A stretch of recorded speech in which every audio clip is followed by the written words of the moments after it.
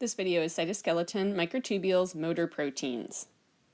So motor proteins will use energy from ATP to transport organelles and vesicles along either microtubules or actin filaments.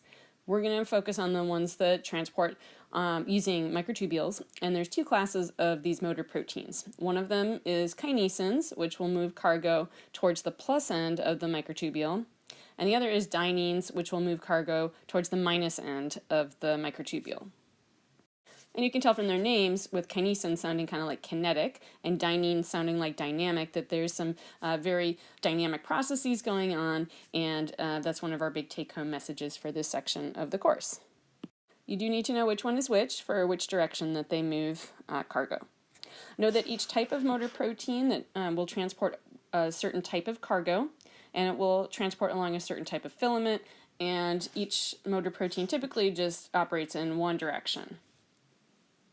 Basically what that means is that the motor proteins are using tracks, and I've used the analogy of a zip line before, but also railroad tracks are a nice analogy too. This is a relatively slow type of transport, but it is much faster and much more certain to actually result in something being moved to the desired location rather than, say, diffusion, which is random. A couple fun facts for you. So there are at least several dozen types of motor proteins out there.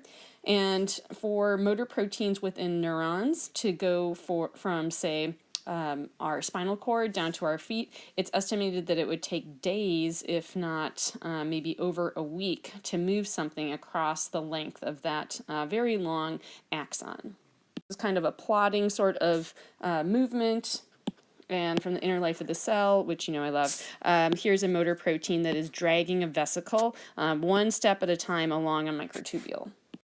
This is figure 17-16 from your textbook, and this is just a quick example to show that motor proteins will polarize a cell by moving organelles and or vesicles within the neuron. And so remember that this type of transport is within the cell or intracellular. And here we see that some materials, some vesicles are being moved in this direction, the red, and then we end up with a whole bunch of vesicles. Let's say those have neurotransmitters at the axon terminal, and that would be due to movement in the towards the plus direction.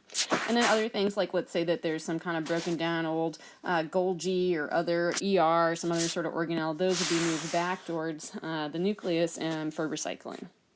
Here's the structure of a motor protein, in other words, the anatomy of it. You can see the two different types of motor proteins here. Both of them will have two globular heads. And so these globular heads will bind to and hydrolyze ATP. So this is where the enzymatic role of the protein takes place. And then likewise, they will bind to the microtubule in this location. As you can see, it's sitting on the microtubules.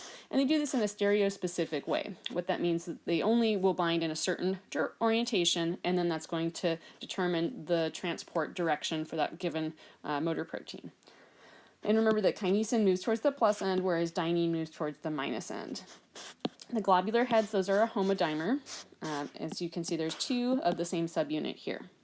The other part is the tail, and you can see that the tail looks different across kinesin and dynein. The tail will determine which cargo will be carried, and so the cargo binds to that tail, and then the amino acids in the tail determine what cargo can be carried.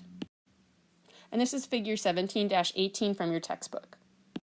This is figure 17-18, panel B from your textbook. This shows the movement of the motor proteins. Essentially, they're walking. And the way that this works is that they're going to walk along the microtubule. So we're basically, instead of them walking towards us, they're walking step by step along the microtubule, which is shown in green here. So this is one motor protein. And basically what it does is that it'll bind in one location along the microtubule, then it will release, essentially pick up that foot, and it'll swing forward due to a conformational change, and then that foot, which is that darker color, will then rebind here along the microtubule. And then that'll take the next step with the other globular head. Again, going through this process of binding, releasing, and rebinding. These conformational changes are driven by ATP hydrolysis. This is figure 17-19 in your textbook, and so this shows us a lot of details about the types of motor proteins as well as the direction that they're moving.